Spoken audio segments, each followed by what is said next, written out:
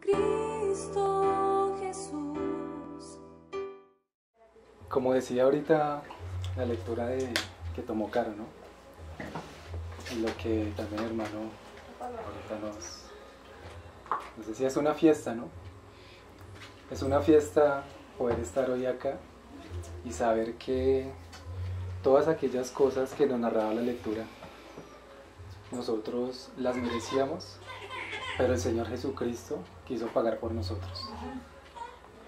Y es para eso merece una fiesta, hermanos. Una fiesta para la cual el Señor nos ha preparado cada domingo para poder estar delante de Él agradecidos. Porque realmente Él se vistió de pecado para hacernos a nosotros justicia de Dios. Y eso, hermanos, es una realidad en nuestras vidas, ¿no? Qué precioso es eso, hermanos. Porque el Señor nos dio juntamente todas las cosas con su amado Hijo. Y a Él le debemos todas las cosas, y por Él, de Él y para Él son todas las cosas. Amén, hermanos. Vamos a primera de Pedro, capítulo 4, verso 7.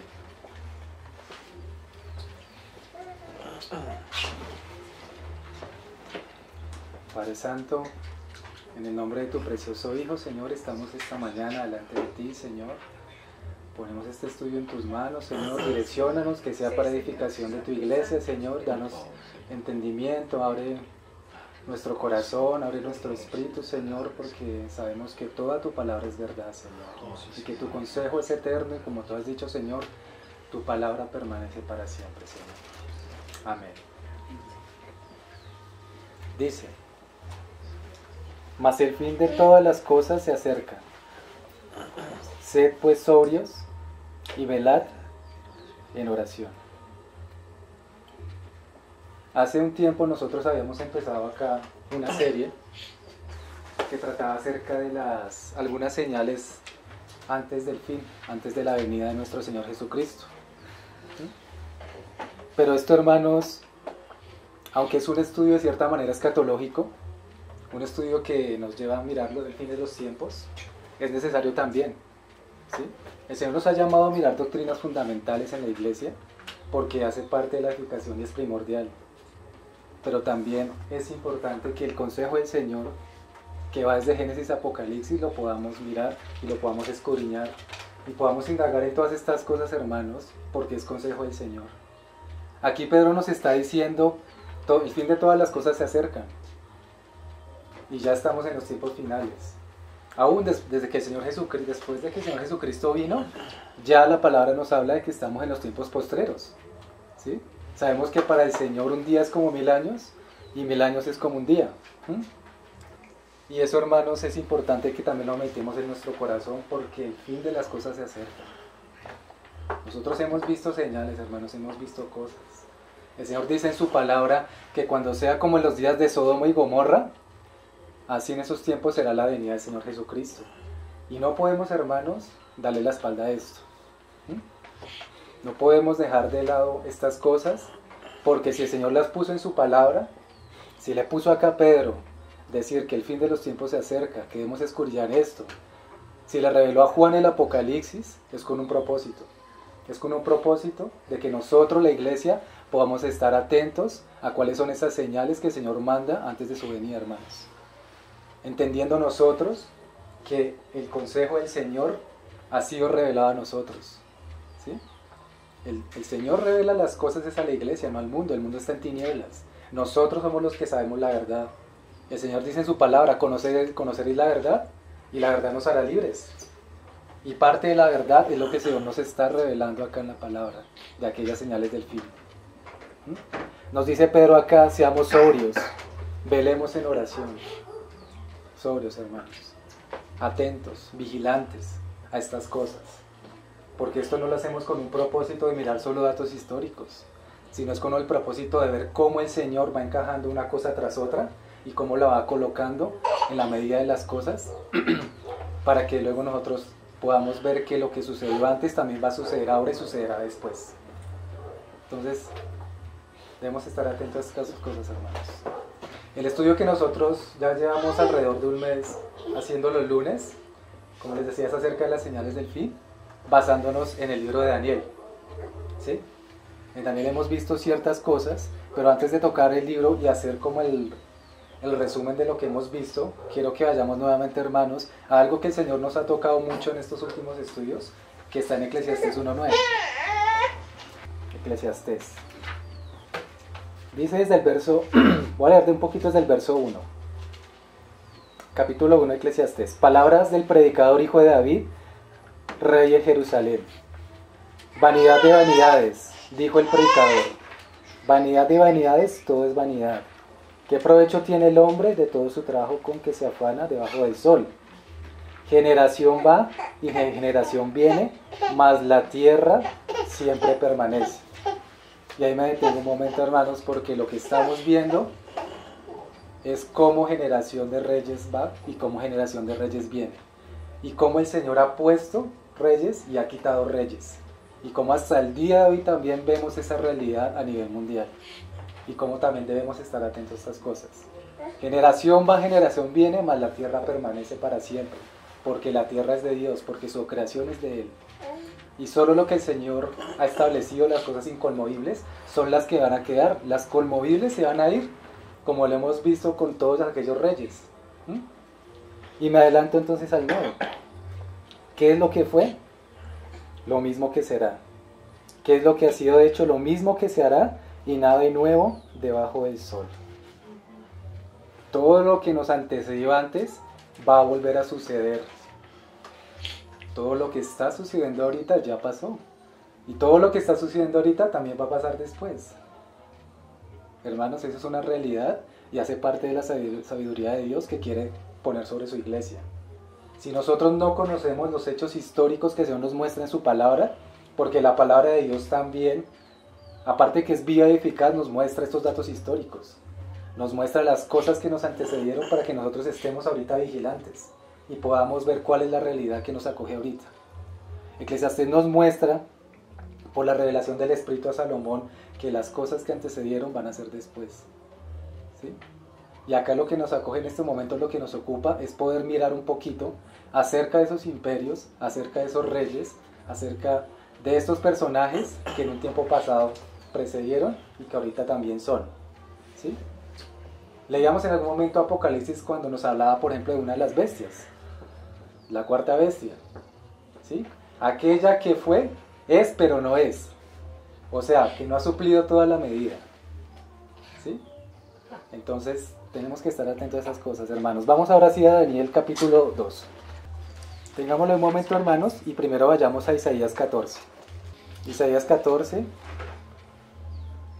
verso 12. Dice la palabra: ¿Cómo caíste del cielo, oh lucero, hijo de la mañana? Cortado fuiste por tierra, tú que debilitabas a las naciones. ¿De quién nos está hablando ahí? De lucero. Satanás. ¿Sí? Tú que decías en tu corazón: subiré en lo alto junto a las estrellas de Dios. Levantaré mi trono y en el monte del testimonio me sentaré a los lados del norte. Hay una realidad que nos acoge, hermanos, y nosotros la entendemos desde el Génesis cuando hubo la caída. ¿Sí? La entendemos también por allá en Proverbios 8 cuando el Señor nos muestra quién fue el que era desde la eternidad, que es Él. Y nos muestra también en Génesis los primeros versos cuando dice: la tierra se tornó desordenada y vacía. Hubo algo ahí. Y sabemos que hubo una caída primero antes del hombre. Como dice acá la palabra, hubo una caída de lucero con sus ángeles. ¿Sí? Y esta realidad nos acoge hoy en día, hermanos, porque sabemos que estamos en un mundo en el que reinan las tinieblas. Estamos en un mundo en el que está prevaleciendo el príncipe de las tinieblas, pero porque el Señor se lo ha permitido, ¿no? Después de la caída de Adán y Eva, Satanás entró a tomar todos los reinos, y eso lo podemos corroborar también cuando el Señor Jesucristo fue tentado en el desierto. ¿Sí? Todos los reinos del mundo me han sido dados, si tú postrado me adorares, yo te entregaré todo esto, ¿no? Le decía Satanás al Señor Jesucristo. Entonces, de varias formas podemos corroborar que estamos, hermanos, en un mundo de tinieblas. Y que en el corazón de Lucero estaba desde siempre ser como Dios. subiré al cielo en lo alto, junto a las estrellas de Dios levantaré mi trono. Y en el monte del testimonio me sentaré a los lados del norte. ¿Sí? ¿Esto por qué, hermanos? Porque antes de nosotros poder entender Daniel, poder entender lo que ha sido todos estos imperios, tenemos que meditar en nuestro corazón que hay unas maquinaciones que no tenemos que ignorar, como le dice Pablo. Hay unas maquinaciones que se establecieron desde que Satanás quiso tomar el reino de Dios. Y desde ahí en adelante es por eso que todo esto ha prevalecido. ¿Sí? Y de que aún estos imperios también uno tras otro ha venido siendo. Pero cada uno ha sido derrumbado. Gloria al Señor por eso. Ahora sí vamos a Daniel, capítulo 2. Sabemos que el Señor a Daniel le reveló sobremanera muchas cosas del tiempo del fin. ¿Sí? Que Daniel fue muy amado por el Señor, al igual que Juan. Y acá hay algo muy curioso y muy precioso a la vez, y es que así como Daniel fue muy amado y Juan fue muy amado, a ellos dos se les reveló cosas del tiempo del fin, a ninguno más. A Juan se le reveló Apocalipsis, a Daniel se le reveló los imperios, las bestias y las cosas que han venido del tiempo del fin. Recordemos, hermanos, que acá en Daniel también nos dice: sella estas palabras porque van hasta el tiempo del fin. Y estamos viviendo en el tiempo del fin, y es por mucho tiempo también. Es una parte de la palabra. Esto va a ser por mucho tiempo esta palabra, porque Daniel no la entendía en ese entonces, porque muchas cosas no habían sucedido y el Señor se las reveló. Dice Daniel capítulo 2. Aquí, hermanos, para entrarnos un poquito, Daniel en este instante estaba en el imperio de Nabucodonosor. ¿Sí? Judea fue tomada por los babilonios y Daniel, junto a sus amigos, con el resto del pueblo, fue llevado cautivo a Babilonia. ¿Sí? En ese entonces estaba Nabucodonosor, ¿sí? Que era el rey de toda la tierra. Y en ese entonces también estaba Daniel, a quien el Señor le reveló cosas de las cuales ni siquiera a los caldeos, a los astrólogos o magos les fue revelado cosas que hacía Daniel. Entonces acá en el capítulo 2, ahora sí lo leo desde el verso 1, dice: en el segundo año del reinado de Nabucodonosor, tuvo Nabucodonosor sueños y se perturbó su espíritu y se le fue el sueño. Hizo llamar al rey a magos, astrólogos, encantadores, caldeos para que le explicasen sus sueños. Vinieron pues y se presentaron delante del rey. Y el rey les dijo: he tenido un sueño y mi espíritu se ha turbado por saber el sueño. Entonces hablaron los caldeos al rey en lengua aramea: rey, para siempre vive, di el sueño a tus siervos y te mostraremos la interpretación. Respondió el rey y dijo a los caldeos: el asunto lo olvidé. Si no me mostráis el sueño y su interpretación, seréis hechos pedazos y vuestras casas serán convertidas en muladares. Y esto lo estaba diciendo literalmente Nabucodonosor, porque en ese tiempo los castigos eran terribles.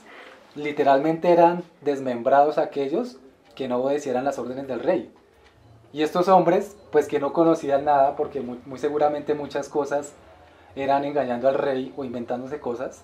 Entonces él olvidó el sueño, pero también sabiendo cómo eran ellos, muy seguramente les dijo: ustedes no solo me dicen la interpretación del sueño, sino también me dicen qué fue lo que me soñé, o si no serán despedazados. Qué tremendo eso, ¿no? Y después más adelante entonces vemos, dice, Nabucodonosor dio la orden porque ninguno le decía qué era lo que se había soñado.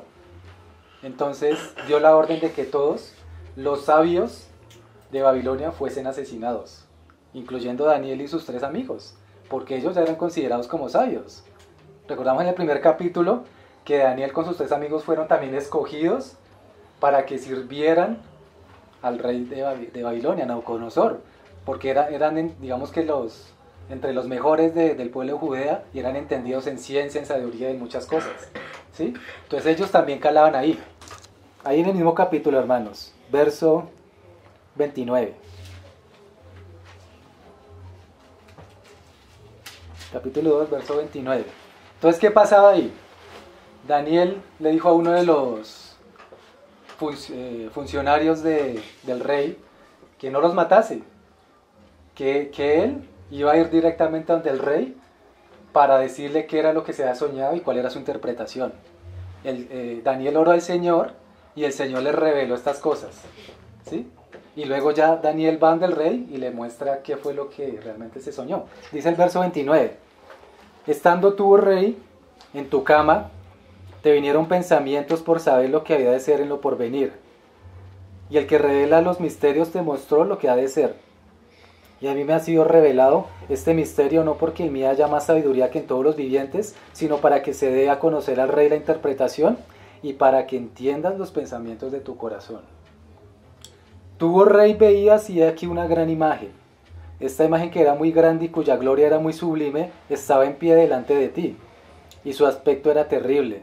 La cabeza de esta imagen era de oro fino, su pecho y sus brazos de plata, su vientre y sus muslos de bronce, sus piernas de hierro, sus pies en parte de hierro y en parte de barro cocido.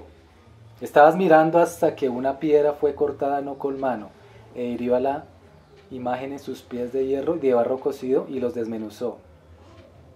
Hasta ahí.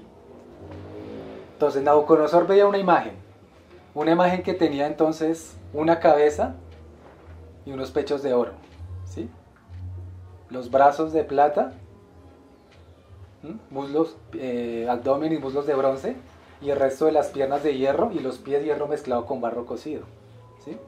Aquí cuando miramos por la palabra, esto corresponde a los imperios que se fueron levantando, uno a uno desde Babilonia, ¿sí? Empezamos con Babilonia, luego seguíamos con el segundo imperio que fue Medo-Persia, luego con el tercero que fue Grecia, y con el cuarto que es en el que estamos ahorita, que es el Imperio Romano. Sigo ahí en el 36, verso 36. Este es el sueño, también la interpretación, de él diremos en presencia del rey. Tú, oh rey, eres rey de reyes, porque el Dios del cielo te ha dado reino, poder, fuerza y majestad. Y donde quiera que habitan hijos de hombres, bestias del campo y aves del cielo, Él los ha entregado en tu mano, y te ha dado el dominio sobre todo. Tú eres aquella cabeza de oro, y después de ti se levantará otro reino inferior al tuyo, y luego un tercer reino de bronce, el cual dominará sobre toda la tierra. Y el cuarto reino será fuerte como hierro, y como el hierro desmenuza y rompe todas las cosas, desmenuzará y quebrantará todo. Y lo que viste de los pies y los dedos en parte de barro cocido de alfarero y en parte de hierro, será un reino dividido, mas habrá en él algo de la fuerza de hierro.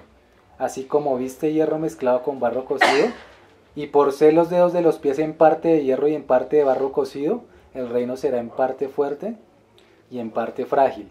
Así como viste el hierro mezclado con barro, se mezclarán por medio de alianzas humanas, pero no se unirán el uno con el otro, como el hierro no se mezcla con el barro. Entonces, aquí nos está mostrando Daniel estas cosas y termina diciendo, al final harán alianzas humanas y los pies que es hierro mezclado con barro cocido, será lo mismo que se unirán en alianzas humanas, pero no se mezclarán. Estamos ahí. Vamos al capítulo, ahí mismo en Daniel, capítulo 7. A Daniel le fue revelado estas cosas de diferentes maneras. En el capítulo 2 la veíamos como la imagen que se le dio en el sueño de Nabucodonosor, pero luego en el capítulo 7 vemos la misma revelación, pero de otra manera, a través de las 4 bestias, ¿sí? Entonces, ¿qué nos dice Daniel capítulo 7? Dice verso 1, en el primer año de Belsasar, rey de Babilonia, tuvo Daniel un sueño y visiones de su cabeza mientras estaba en su lecho. Y me adelanto entonces ahí al 2. Daniel dijo, miraba yo en mi visión de noche y aquí que los 4 vientos del cielo combatían en el gran mar, y 4 bestias grandes, diferentes la una de la otra, subían del mar. La primera era como león y tenía alas de águila, que corresponde al imperio de Babilonia. Yo estaba mirando hasta que sus alas fueron arrancadas y fue levantada del suelo y se puso enhiesta sobre los pies a manera de hombre. Y le fue dado corazón de hombre, y aquí otra segunda bestia, semejante a un oso, la cual se alzaba de un costado más que el otro. Esta bestia correspondía entonces a Medo-Persia. ¿Por qué se levantaba más de un costado que del otro? Porque Persia era más fuerte que Media, pero los dos se habían aliado en este imperio para ejercer su dominio, por eso estaba de un costado del otro, y tenían en su boca 3 costillas entre los dientes, los imperios que fueron ya saqueados por ellos, que fueron entregados ¿sí? O sea, ahí fue Babilonia, fue Egipto, fue Siria, que ya habían sido entregados a Medo-Persia. Verso 6. Después de esto miré, y aquí otra semejante a un leopardo, con 4 alas de ave en sus espaldas. Tenía también esta bestia 4 cabezas, y le fue dado dominio. Hasta ahí. Este es el imperio de Grecia. Dice que le fue dado 4 cabezas, que también corresponde de la misma forma a aquellos 4 que se levantaron después del primer, digamos, emperador de Grecia. Después de esto yo miraba yo las visiones de la noche, y aquí la 4ª bestia, espantosa y terrible y en gran manera fuerte, la cual tenía unos dientes grandes de hierro, devoraba y desmenuzaba, y las sobras hollaba con sus pies, y era muy diferente de todas las bestias que vi antes de ella, y tenía 10 cuernos. Entonces aquí nos está confirmando esta palabra de los 4 imperios que se levantaron, y eso es lo que hemos venido viendo en el transcurso de las clases, ¿sí? Ahora, habíamos visto también que alrededor de la palabra hay unos personajes que han sido figuras del anticristo, y algunos de ellos cumplen en gran manera la medida que va a ser del hombre inicuo y de pecado que se va a levantar por estos tiempos, ¿sí? Entonces, ¿se acuerdan cómo es que se llamaba este hombre? Antíoco, ¿sí?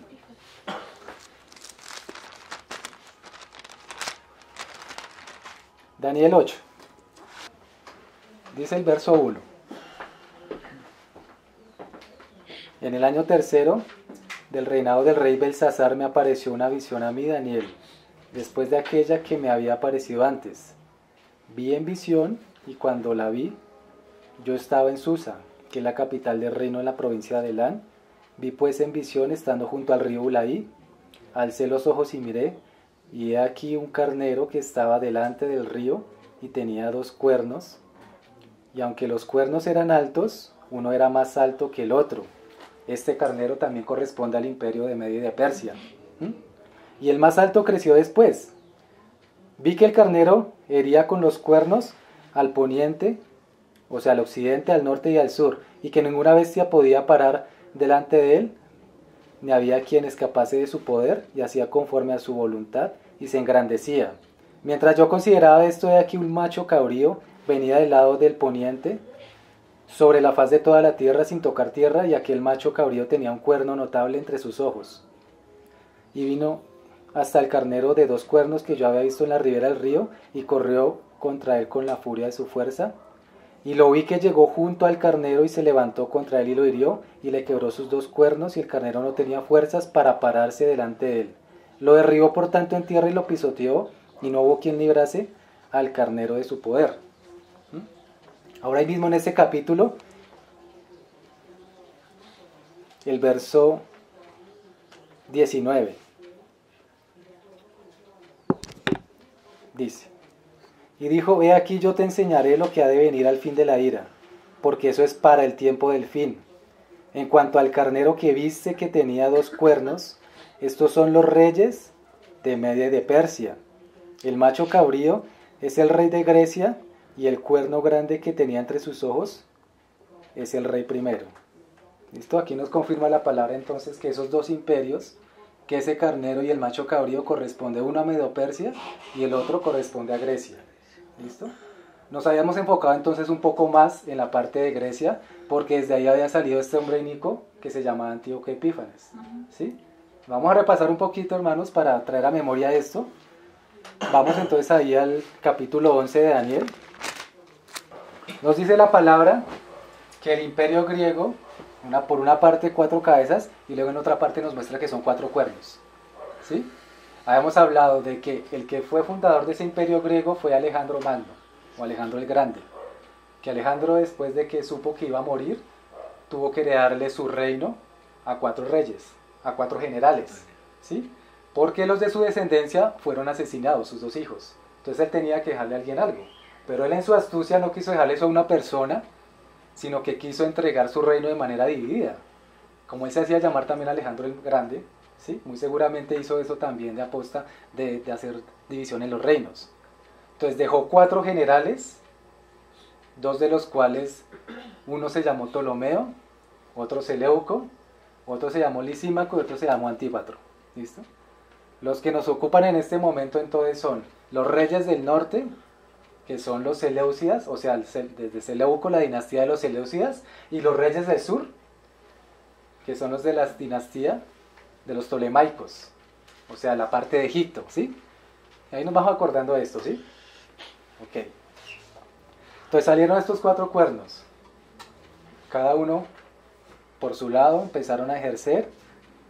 Muchos de ellos en su corazón tenían poder conquistar también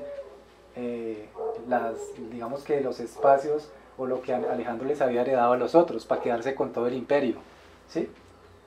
Entonces ubiquémoslo, hermanos, acá en el mapa. Está Israel, ¿cierto? En la parte del sur está Egipto y en la parte del norte está Siria, ¿sí? Listo. Dice el verso 20, capítulo 11 de Daniel: y se levantará en su lugar uno que hará pasar un cobrador de tributos por la gloria del reino, pero en pocos días será quebrantado, aunque no venira ni en batalla. ¿Qué pasaba con estos imperios? Que cuando uno sucedía al otro normalmente tenían el mismo nombre, ¿sí?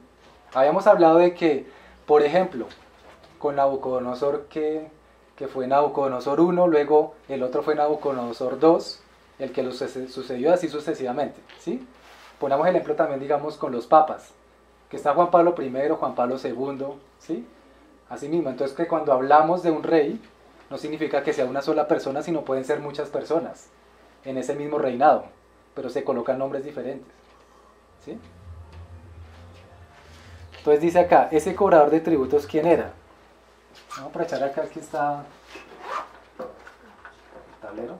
El cobrador de tributos en ese entonces fue Antíoco el Grande, ¿sí? Que era el papá de Antíoco Epífanes, ¿sí?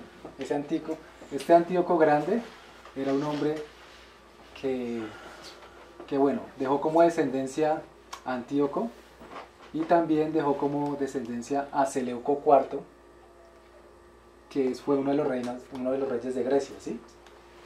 Entonces íbamos ahí, dejó a estos dos, y bueno, dejó una mujer, ahorita hablamos de ella. Sigue diciendo acá: y le sucederá en su lugar un hombre despreciable, al cual no harán la honra del reino, pero vendrá sin aviso y tomará el reino con halagos. Entonces, ¿qué pasó con Antíoco Epífanes? Él, siendo hijo de Antíoco el Grande, tenía este hermano mayor que fue el que heredó el trono cuando Antíoco el Grande murió, ¿sí? Entonces, en ese orden de ideas, se suponía que los hijos de Seleuco tenían que heredar el reino. Seleuco IV tenía 2 hijos. Uno se llamaba Demetrio y el otro también se llamaba Antíoco, un niño. Demetrio, los dos eran niños. Demetrio era el mayor. Pero ¿qué pasaba en ese entonces? Como Roma ya estaba tomando fuerza, el Imperio Romano, resulta que Demetrio estaba tomado como rehén en Roma. Entonces no podía ejercer el reinado. Después de eso entonces Antíoco dijo: listo, como que ya lo deja a un lado porque no tengo lío con él. Y el otro, que fue Antíoco el niño, estaba digamos ahí esperando para tomar su posición, pero había muchos ahí, aquellos que querían tomar el reino. Seleuco IV tenía un ministro que se llamaba Heliodoro, el primer ministro, que también iba detrás del reino, ¿sí? Entonces, ¿qué pasaba? Heliodoro lo que hizo fue envenenar a Seleuco IV para quedarse él con el reinado, o sea, digamos que a su jefe, y luego ya estaba, digamos, para quedarse con el niño Antíoco, que supuestamente para cuidarlo. Pero ¿qué pasó ahí entonces? Que Antíoco Epífanes estaba buscando el reinado y cada uno estaba mirando ahí cómo poder llegar al trono. Por allá salió de repente un hombre que envenenó a Antíoco, el niño, que se llamó Andrónico, muy seguramente por alguno de ellos que fue que mandó a envenenarlo. Entonces, ¿qué pasó ahí? Antíoco Epífanes, viendo que ya tenía despejado el camino, se fue directamente para buscar de una u otra forma poder tener el reinado de Siria. ¿Sí? Listo. Entonces, esto nos corresponde al verso 21, ya lo habíamos visto. Le sucederá en su lugar un hombre despreciable al cual no hará la honra del reino, pero vendrá sin aviso y tomará el reino con halagos. Sigue el verso 22. Las fuerzas enemigas serán barridas delante de él como una con inundación de aguas, serán del todo destruidos junto con el príncipe del pacto. Este era un hombre que le gustaba la batalla, que le gustaba la guerra, que le gustaba ir también por sorpresa contra sus enemigos para obtener victoria. Cuando dice acá que será junto con el príncipe del pacto, habíamos hablado que había un sumo sacerdote en Judea que se llamaba Onías y que este Onías fue asesinado, ¿sí? Pero antes de ser asesinado, Antíoco ya lo había quitado del por medio. Porque ¿qué pasaba? Si recordamos nosotros, esta parte de Judea ya había sido tomada también por este imperio de Grecia. O sea, ya estaba ahí en manos de estos reyes, ¿sí? Y resulta entonces que cuando Onías fue asesinado, Antíoco quiso poner ahí como sumo sacerdote a otra persona que le rindiera más tributo a él y que le diera más tesoros al reino, ¿sí? Entonces quitó del camino a Onías, lo asesinó, después puso a otro hombre que se llamaba, acá está el nombre, Jasón, que fue uno de los que más le rindió tributo, más le dio dinero al tesoro del reino, y por eso lo colocó. O sea, él a diestra y siniestra colocaba a estos personajes, ¿sí? No era de ninguna manera por dirección del Señor. ¿Listo? Entonces estaba el Jasón. Este se refiere entonces al príncipe del pacto. Dice el 23, y después del pacto con él, engañará y subirá, y saldrá vencedor con poca gente. Estando la provincia en paz y en abundancia, entrará y hará lo que no hicieron sus padres ni los padres de sus padres. Botín, despojos y riquezas repartirá a sus soldados, y contra las fortalezas formará sus designios. Y esto por un tiempo. Y despertará sus fuerzas y su ardor contra el rey del sur con gran ejército, y el rey del sur se empeñará en la guerra con grande y muy fuerte ejército, mas no prevalecerá porque le harán traición. Entonces, ¿cuál era ese rey del sur? Estaba en Egipto. Antíoco Epífanes estaba en Siria ya gobernando, y en Egipto estaba el otro rey que se llamaba Ptolomeo VI. ¿Quién era Ptolomeo VI?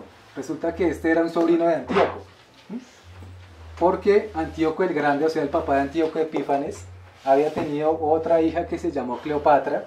Cleopatra luego fue y se casó con el papá de Ptolomeo VI, que fue Ptolomeo V, ¿sí? Entonces era el sobrino de Antíoco, y este es el que se refiere a la palabra que fue el rey del sur. Entonces Antíoco iba arremetiendo contra Egipto, contra Ptolomeo VI.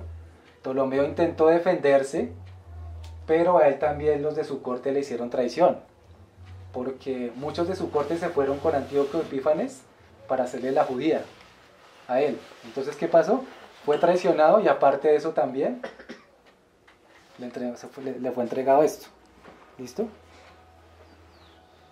Dice el 26, aun los que coman de sus manjares le quebrantarán, y su ejército será destruido y quedarán muchos muertos. El corazón de estos dos reyes será para hacer mal, y en una misma mesa hablarán mentiras, mas no servirá de nada porque el plazo aún no habrá llegado.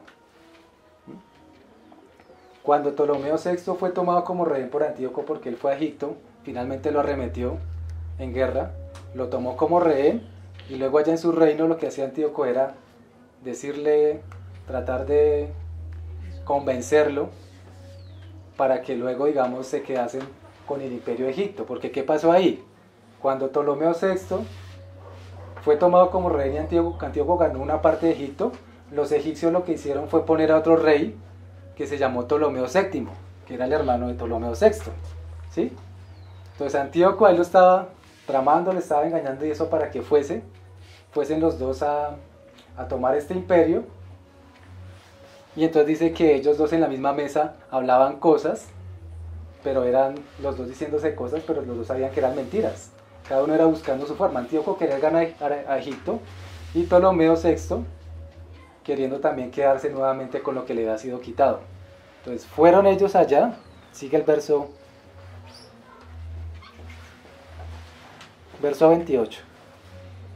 Y volverá a su tierra con gran riqueza y su corazón será contra el pacto santo. Hará su voluntad y volverá a su tierra.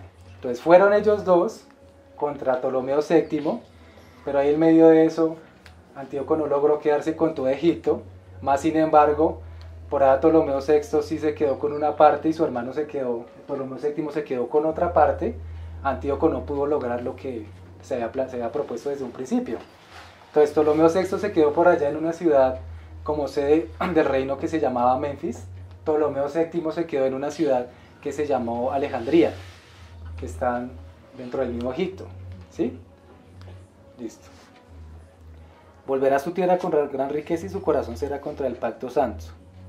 ¿Qué pasó en este entonces? Antíoco intentando tomar a Egipto, por allá en Roma, el imperio romano, o sea, la cuarta bestia, la que ya se estaba engrandeciendo, estaba tomando mucho poder, y por allá como estaban ocupados de Macedonia, que era otro de los cuatro cuernos, otro de los cuatro imperios que se habían levantado desde que Alejandro Magno murió.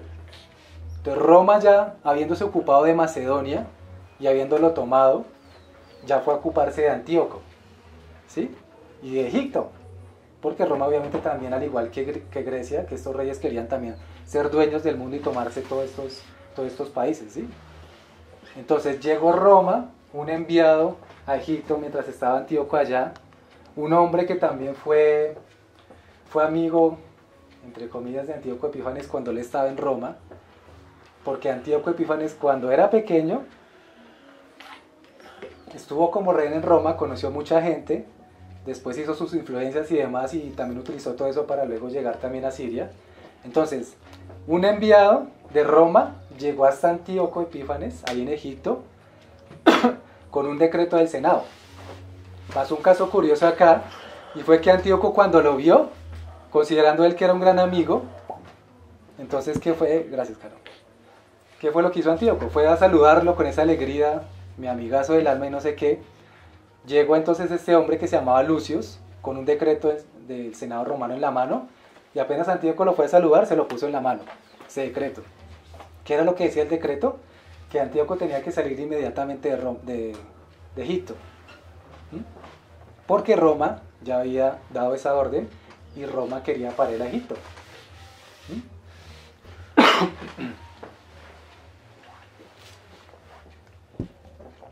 ¿Sí vamos entendiendo, hermanos? Pues los que no han estado los lunes, sí más o menos van cogiendo el hilo. ¿Seguro? Pero porque es que hay como caras. ¿No? Bueno, la idea es que ahorita al final también podamos hacer preguntas y eso, ¿sí? Con la ayuda del Señor. Entonces, llegó este hombre de Roma, le dio este decreto que decía entonces que tenía que salir de Egipto, ¿sí? Antíoco lo que dijo fue: tengo que consultarlo con mis consejeros, ¿sí? Después de eso, lo cual Lucius, el hombre que le había dado el decreto, lo que hizo fue coger un palo, trazó un círculo alrededor de Antíoco y le dijo: antes de que salgas de este círculo, tienes que darme la respuesta. Antíoco, como no era tonto y sabía que Roma ya se estaba levantando, más poderoso que él tuvo que apartarse, ¿sí? Y Roma pues ahí ya quedó con ese asunto. Entonces, es un dato importante para lo que vamos a ver que sigue acá en la palabra. Entonces íbamos en el verso 28. Volverá a su tierra con gran riqueza, y su corazón será contra el pacto santo. Hará su voluntad y volverá a su tierra. Entonces, ¿qué pasó acá con Antíoco después de que salió de Egipto, prácticamente echado? Iba por el camino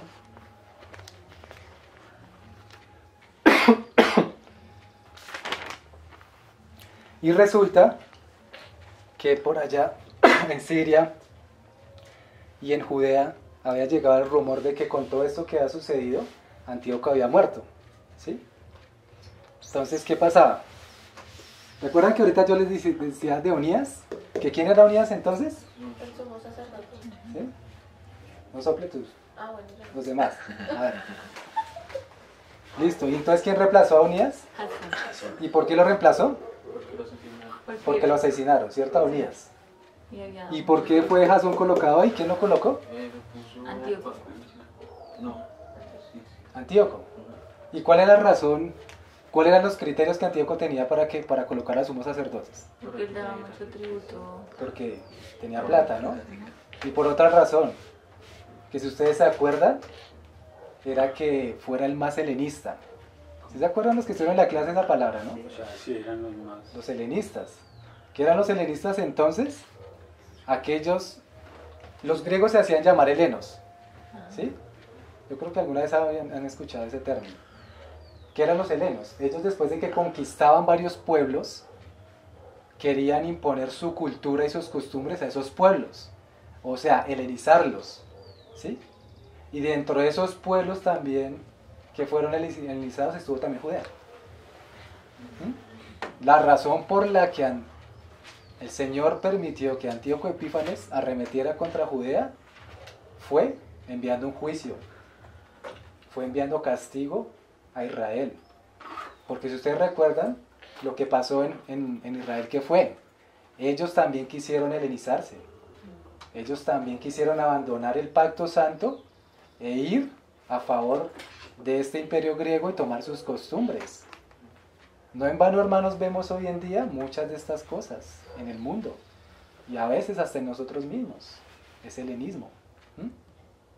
Entonces ellos se convirtieron entonces helenistas, llegaron hasta el punto de que los servicios sacerdotales, el sumo sacerdote y los que estaban al servicio de la tribu de Leví, acababan rápido el servicio, todo por irse a ver los juegos que organizaban los griegos, ¿sí? ¿Cuáles son los juegos que organizan los griegos? Los Juegos Olímpicos. Los Juegos Olímpicos, ¿sí? Que en ese entonces ya estaban en auge. ¿Por qué? Porque una de las cosas que tenían los griegos era que ellos querían resaltar todos los esfuerzos humanos, absolutamente todos los méritos humanos, obviamente dándole las espaldas a Dios. Tanto era que ellos también hacían estatuas y todo, hombres y mujeres desnudos, porque querían resaltar esa figura del hombre y la mujer cuando se ejercitaban, ¿sí? Estos juegos los hacían en lugares donde la gente iba también desnuda, ¿sí? Los Juegos Olímpicos y todo. Entonces muchos de los judíos quisieron tomar esto como sus costumbres, quisieron ir hasta allá. Aún muchos de ellos lo que hicieron fue operarse para ocultar su circuncisión, ¿sí? Muchos querían ir a ese gimnasio prefiriendo más eso que el mismo servicio al pueblo, ¿sí? Mandado por Dios. Entonces, ¿qué pasa ahí? Eso es todo el tema de helenización, y por eso Dios envió ese juicio a Judea con Antíoco Epífanes. Pero fue un juicio muy tremendo, hermanos, porque no solo fue este hombre entrar a arremeter, sino que ya miramos más adelante qué fue lo que hizo. ¿Listo? Entonces, estaba Jasón ahí ¿en el sumo sacerdocio.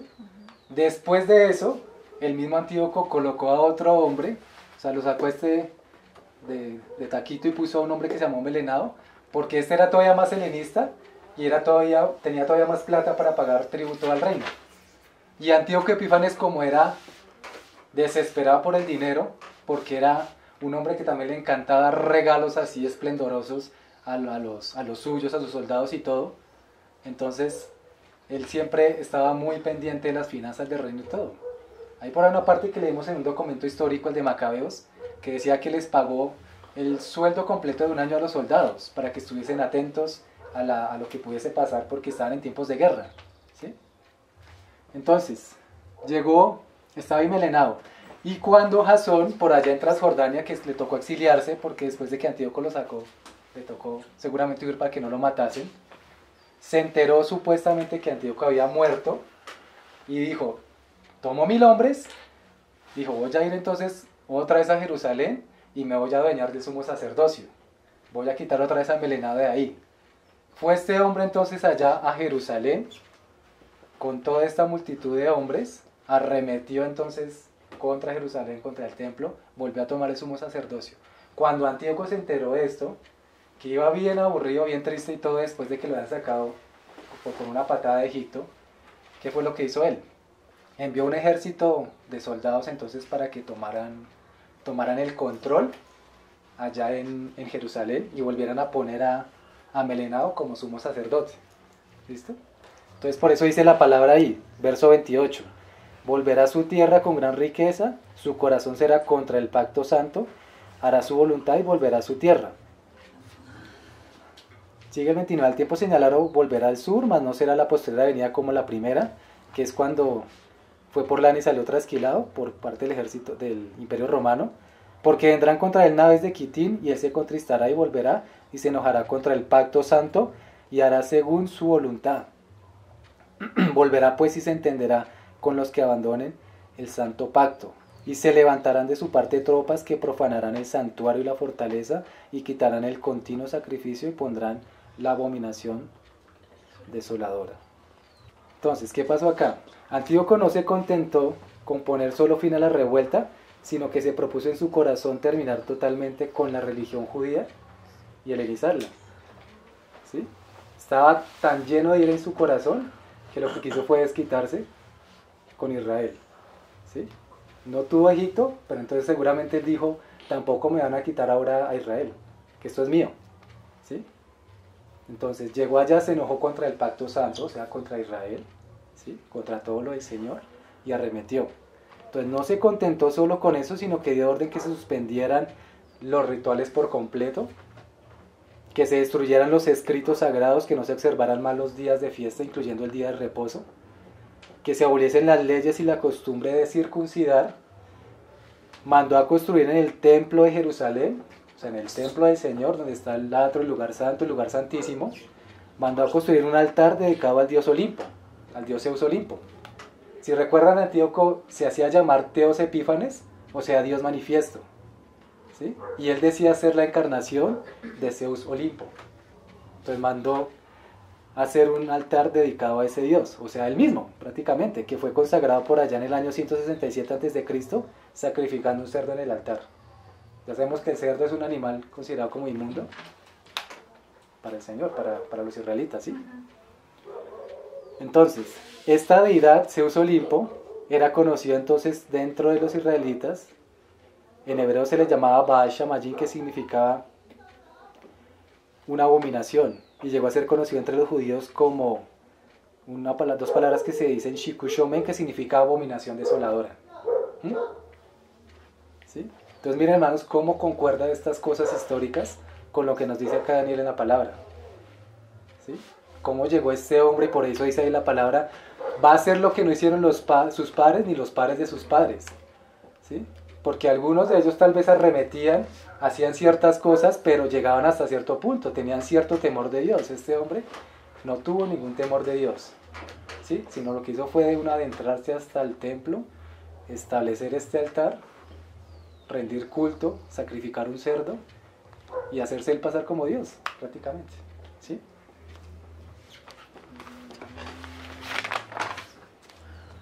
Y lo que él hizo va a volver a pasar. O sea, lo que él mismo hizo, así eso va a pasar. Que entrará al lugar santísimo y se creerá como Dios. Exacto.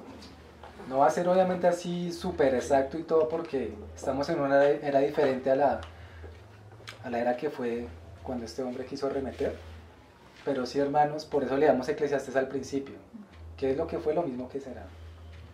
¿Qué es lo que se ha hecho? Lo mismo que se hará. Y por eso el Señor también nos manda, así como Pedro dice, a ser sobrios y velad en oración, porque el fin de los tiempos se acerca. ¿Sí? Esto no puede estar desligado de nosotros, hermanos. Así como estos datos, como los decía al principio, no son solo cosas históricas, sino son cosas que el Señor nos enseña para que podamos estar vigilantes. ¿Qué está sucediendo ahorita en el mundo? Con estos imperios, con estos reyes que el Señor ha puesto, ¿sí? Por allá con Estados Unidos, con Rusia, con China, con las potencias mundiales, ¿sí? ¿Qué está sucediendo ahorita mismo en Israel? ¿Qué está sucediendo en los países que están rodeando a Israel, que han sido normalmente sus enemigos, con Egipto, con Siria, ¿sí? Con Palestina? Nosotros hemos escuchado muchas veces en las noticias estas cosas, pero muy seguramente a veces las pasamos por alto.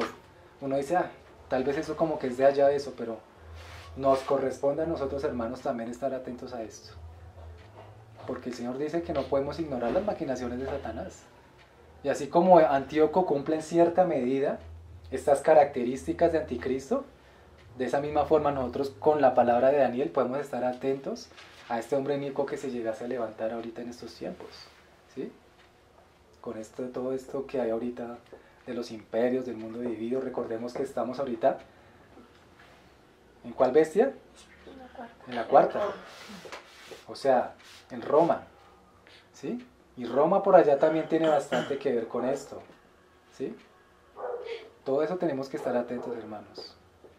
Muchas de las noticias también nosotros debemos estar leyéndolas y mirando qué es lo que pasa y orando al Señor para que nos dé luz, ¿sí? Porque el mismo Señor dice en su palabra, en los últimos días vendrá la apostasía. Por allá en Mateo 24 el Señor da muchas señales acerca de los últimos tiempos y también dice que la venida de Él no será sin que antes esté el hombre inicuo, el hijo de perdición, puesto en el templo de Dios, haciéndose pasar como Dios, ¿sí? O sea, la abominación desoladora que también vemos por allá en Apocalipsis, que en Mateo el Señor también la nombra, que el mismo Señor Jesucristo utiliza a Daniel y lo cita en la palabra en Mateo para hablar de estos asuntos finales, ¿sí? El mismo Señor Jesucristo hablando de lo que va a suceder. Entonces no podemos, hermanos, hacernos los de las gafas con esto.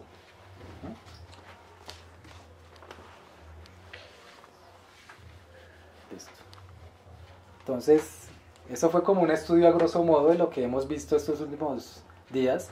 Quería traerles acá otras tipologías que han sido, ya no tanto digamos de anticristo, sino de algunas tomas de Jerusalén.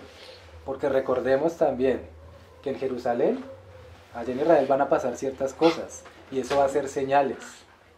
Por eso el Señor dice también en Mateo 24, cuando muchos digan, he aquí el Cristo o helo allá, no salgáis, porque no vendrá y que antes venga el inicuo, el hijo de perdición, ¿sí?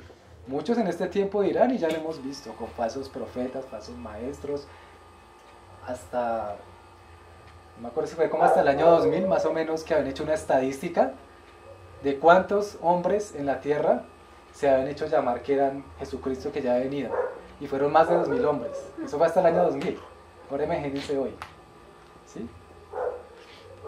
Por eso Pablo nos dice, retén la forma de las sanas palabras, guarda el depósito que por el Espíritu Santo os ha sido dado, ¿sí? Y todas estas cosas, hermanos, es del buen depósito y la sana doctrina, porque acá estamos hablando aquí también de Cristo, que antes de su venida van a preceder todas estas cosas, ¿sí? Y si estamos por ahí haciendo lo contrario de pronto lo que nos dice Pedro, no siendo sobrios, sino estando tal vez en otras cosas, sin afanes de este mundo, no nos vamos a dar cuenta de eso. Pablo por allá nos dice en una parte, creo que es en Efesios, que no seamos como el hombre que toma vino y que queda como borracho, ¿sí? Haciendo el comparativo de que nosotros no podemos ser como aquel hombre que toma vino y que andemos así como medio, ¿sí? No sobrios sino borrachos, y no en el sentido de tomar trago, sino en el sentido de estar como anulando nuestras conciencias, sino que tenemos que ser sobrios y vigilar en oración y vigilar todas las cosas que han de suceder, ¿sí? Entonces, ¿qué pasa acá? Hubo otras tomas en Jerusalén a través de la historia, la podemos ver, por ejemplo, por allá en tiempos de Roma también, un general que se llamó Pompeyo, que destronó a Antíoco XIII asiático, que eso fue ya mucho después de Antíoco Epífanes, pasó a estar bajo el imperio romano Siria, y por allá en el año 63 a.C. tomó a Jerusalén y entró osadamente en el lugar santísimo, pero él no lo saqueó como si lo hizo Antíoco Epífanes, ¿sí? Llegó hasta ahí, aparte también como que iba por el arca del pacto, pero no la encontró. Eso pasó, por ejemplo, con este hombre, que es de cierta manera una figura también de esto, ¿sí? Por allá en el año 70 después de Cristo, o sea, en el año donde ya estaba la iglesia, donde el Señor ya la dejó fundada porque fue unos 70 años después, o sea, en la misma generación de Cristo, un general que se llamó, también general romano que se llamó Tito, asedió con el ejército la ciudad de Jerusalén durante la misma generación que rechazó a Cristo. Dentro de todo esto, la guerra contra los judíos duró 3 años y medio, esos mismos 3 años y medio que nos muestra la palabra que se refiere a tiempos, tiempo y medio tiempo. Esos 3 años y medio también son importantes que los tengamos en cuenta. Que al tomar Jerusalén los romanos ofrecieron sacrificios al águila romana en la puerta oriental del templo, no sin antes haberlo saqueado e incendiado. ¿Qué vemos ahorita, hermanos, con las noticias? del sur, del norte, oriente, occidente contra Israel. Muchos queriendo tomar lo que creen que son de ellos. Los palestinos, por ejemplo, dicen que a ellos les pertenece ese territorio, lo que se llamaba la antigua Filistea, que ahora es Palestina, ¿sí? Lo que vemos ahorita, donde se supone que debe ser construido el tercer templo, está la mezquita de los musulmanes, ¿sí? Y ahí pues no sabemos cómo va a hacer el Señor esos movimientos para quitar eso de ahí, poner el tercer templo, pero el Señor lo va a hacer, ¿sí? Entonces son conflictos, hermanos, que no son solo de hoy, ni de hace 20 años, ni de hace un siglo. Mire desde dónde vienen. Mire desde dónde, desde Alejandro Macedonio, que quiso entregar su reino a 4 hombres, no a uno solo, y esos 4 ya buscándose cómo hacerse daño el uno al otro y sacándose los dientes para querer quedarse con todo lo que Alejandro tenía antes, ¿sí? Y mire desde dónde. El mismo conflicto que hay ahorita entre Egipto y en Siria es el mismo conflicto que vimos acá con Ptolomeo VI, con Antíoco. Es el mismo conflicto, hermanos. Y ahí Israel está por medio. Si ustedes se dan cuenta, Israel está en el centro de todos estos países, ¿sí? Entonces hay muchas cosas ahorita que es de mucho interés, hermanos, para muchos políticos y mandatarios a nivel mundial, de lo que está sucediendo en Israel, ¿sí? Porque ahí hay muchos intereses por las mismas razones, ¿sí? Seguimos. Después de eso, entonces, que los romanos ofrecieron estos sacrificios y saquearon e incendiaron el templo, los cristianos huyeron a un lugar llamado Pella cuando vieron a Jerusalén rodeada de ejércitos romanos. ¿No nos dice el Señor por ahí en Mateo 24, cuando veáis la ciudad rodeada de ejércitos, huyan a los montes? ¿Sí? El que esté en la azotea entonces no se devuelva, el que esté en la ciudad salga de ella, porque esto va a pasar otra vez, hermanos. ¿Sí? Y eso es una señal, es como parte de ese reloj que el Señor nos muestra para decir, aquí va esto, va pasando. ¿Sí? El Señor no nos muestra en la palabra cuándo será el día de la hora de su venida, pero sí nos da unas señales muy claras, señales manifiestas que tenemos que acatar. Las persecuciones continuaron para los cristianos bajo los césares romanos hasta Constantino, por allá el que quiso, o el que le llaman el primer papa, aquel que quiso unir el cristianismo con el paganismo, y que esa mezcla de los dos se llama sincretismo, y fue lo que vemos ahorita como el catolicismo romano, ¿sí? Sin entrar en detalles. Y Constantino aún consideraba a este hombre, aquellos que no seguían lo que él quiso unir, de paganismo y cristianismo, o sea, a los hermanos fieles, los consideraba como disidentes religiosos. O sea, los que huyeron y había que encontrarlos para asediarlos hasta matarlos, ¿no? Persecución. Año 37 después de Cristo, con Herodes también hubo toma a Jerusalén. Año 137 después de Cristo, bajo un hombre que se llamó Adriano, en una revolución que se llamó Bar Kokhba. Año 637 después de Cristo, la ciudad fue capturada por los musulmanes, quienes en el 638 edificaron, al parecer, sobre el lugar santísimo la cúpula de la roca, la mezquita de Imar. ¿En qué año fue eso? 638. Y luego por allá, mucho más adelante, año 1516, Jerusalén tomada por los turcos. Año 1917, Jerusalén es recuperada de mano de los turcos por los británicos, quienes en 1920 reciben de la ONU, Organización de Naciones Unidas, la soberanía sobre Palestina. ¿Sí? Miren, hermanos, todos estos hechos históricos, que ¿desde cuándo empezaron? Desde el mismo Isaías 14:12, cuando Satanás dijo en su corazón, seré semejante al Altísimo y haré en las nubes mi trono también. ¿Sí?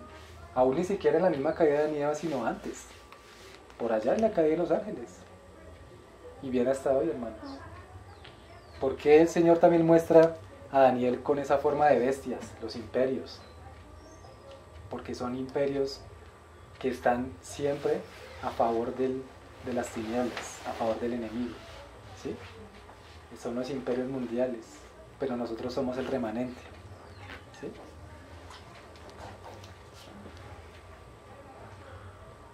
Dice ahí en el mismo capítulo que estamos leyendo, Daniel 11, verso 31, y se levantarán de su parte tropas que profanarán el santuario y la fortaleza y quitarán el continuo sacrificio, pondrán abominación desoladora con lisonja seducirá a los violadores del pacto, mas el pueblo que conoce a su Dios se esforzará y actuará. Y eso también es para nosotros hoy, hermanos. Si recordamos, también estudiamos un poco en el documento histórico de Macabeos, ¿sí? Aquel remanente, ¿no? ¿Qué pasó cuando Antíoco Epífanes llegó a establecer su altar de Zeus Olimpo, a quitar todas las costumbres de Israel? ¿Sí? Que hubo un remanente. Hubo por allá en una ciudad, por acá creo que está el nombre, Modín, que estaba dentro de Judea. Había un hombre llamado Matatías, un judío, que este hombre tenía unos hijos, 5 hijos, y uno de ellos se llamó, ¿cómo se llamaba? Macabeo. Y el primero, Judas Macabeo. Judas, el Macabeo era el sobrenombre que le tenían, Judas, ¿sí? Entonces, ¿qué pasó? Cuando Antíoco estaba arremetiendo contra Judea, ya quitar las costumbres, ya helenizar por completo y quitar todo lo del Santo Pacto, llegó a esta ciudad enviando un oficial. Y el oficial, como conocía a Matatías, porque era un gran personaje en la ciudad, era muy conocido el hombre, ¿sí? Le dijo a él: sé tú el primero en dar ejemplo y ven y inauguras este altar, un altar que estaba ahí también construido a los dioses paganos, ¿sí? Y da ejemplo y recibirás el favor del rey, también le decía el oficial a Matatías. Entonces Matatías dijo: de ninguna manera yo voy a hacer eso. Yo no voy a, aunque todos los judíos violen el Santo Pacto, yo no lo voy a hacer ni mi familia. ¿Qué pasó en ese instante entonces? Un judío por allá vendido fue el que se acercó hasta ese altar y iba a empezar a hacer el sacrificio. Cuando Matatías vio eso, fue contra ese judío en su ira santa, lo mató, y después fue contra el oficial y lo mató. Y de una levantó una voz de guerra y dijo: los que estén con la alianza de Dios, con el pacto santo, síganme a mí, dijo Matatías. Y ahí se declaró la guerra. Y este fue el remanente que dejó el Señor en ese entonces, que Matatías ni sus hijos doblaron rodilla a la bestia, sino que ellos fueron fieles al Señor a pesar de que sabían que sus vidas tal vez tenían que entregarlas, pero estuvieron dispuestos. Y ahí más adelante muere Matatías, y Judas, que era como el más proveniente de sus hijos porque era muy valiente, ¿sí? Y era, digamos, dentro de sus hermanos como el que ahí seguía como comandante después de Matatías, fue el que siguió contra Antíoco Epífanes. Y Antíoco, pensando que iba a derrumbar muy fácil esa revuelta, empezó a ver que su ejército iba teniendo derrota tras derrota, una tras la otra, con un pequeño remanente, y Antíoco como tremendo ejército, y aún así fue poco a poco ahí, sus soldados fueron cayendo por este remanente, porque Dios estaba con ellos. Pero eso no es solo para esos tiempos, sino para hoy en día. Mas el pueblo que conoce a su Dios se esforzará y actuará, hermanos. ¿Sí?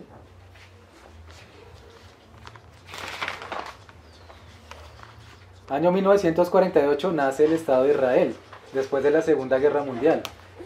¿Sí?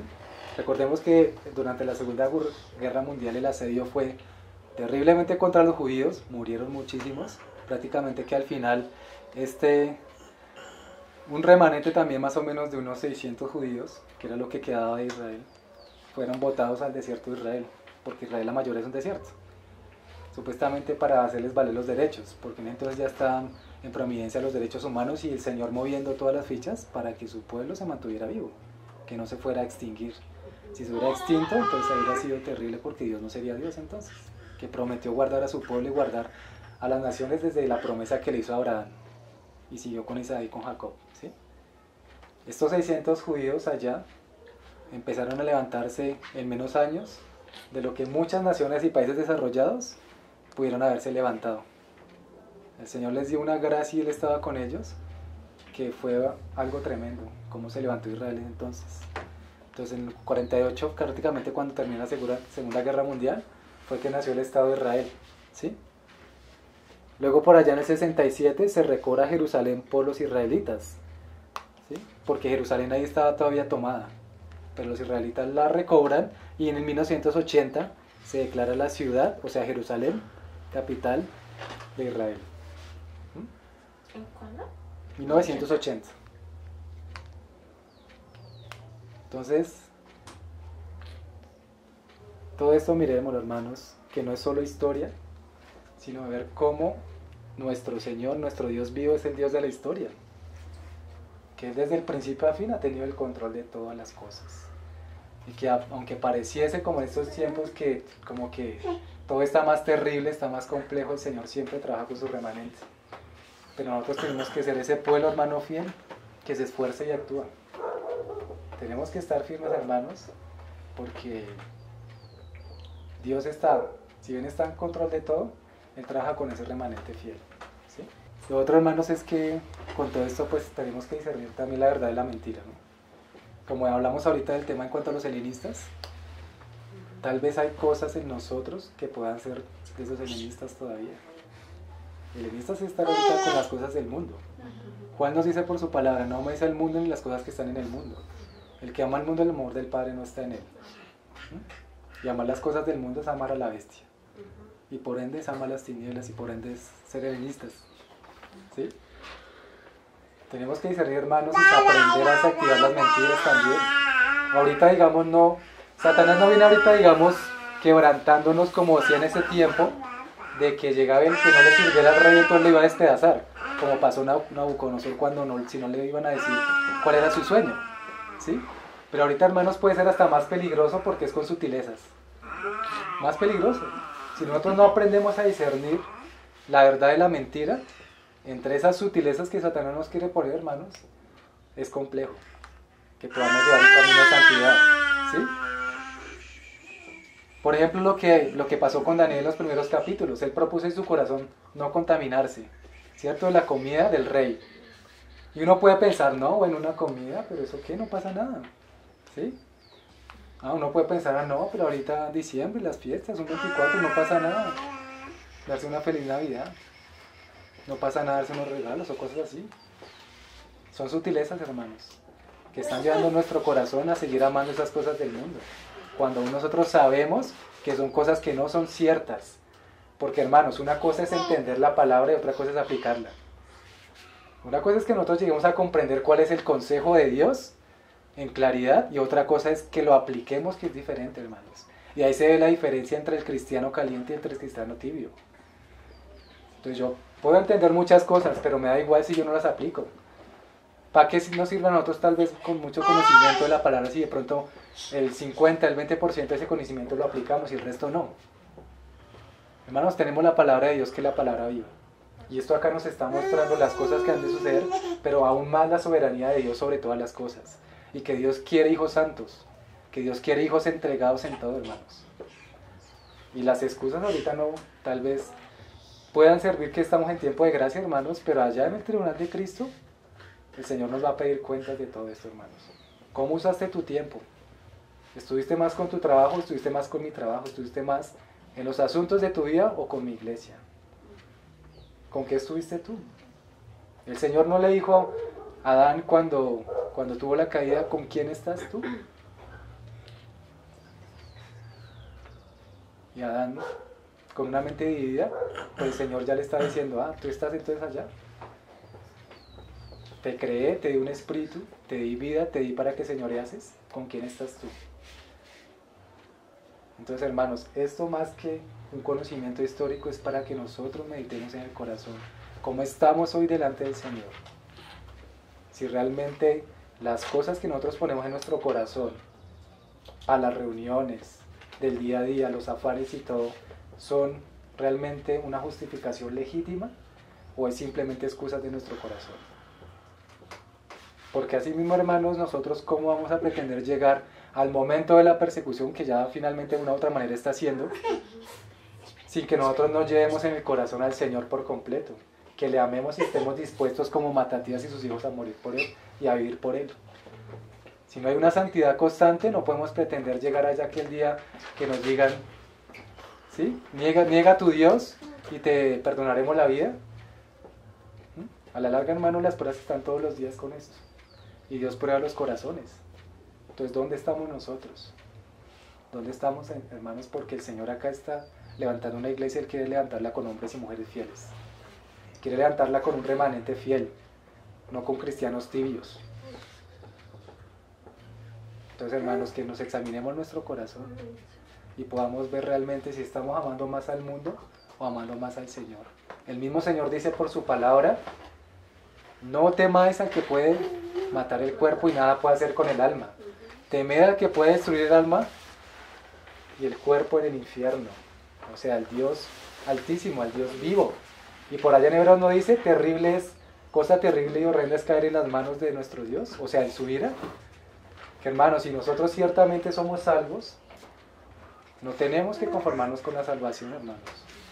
Porque si nosotros nos conformamos solo con la salvación del Espíritu, el Señor nos va a disciplinar. Bien sea ahorita o bien sea ya en los tiempos venideros. Porque el Señor lo ha dicho. Algunos saldrán tinieblas de afuera. El Señor ya ha establecido sus juicios para aquellos que no sean fieles. Entonces, hermanos, es el momento de la gracia, aprovechémoslo. Es el momento en que realmente tenemos tiempo de gracia y facultad de la gracia para entregar todas nuestras vidas al Señor, hermanos.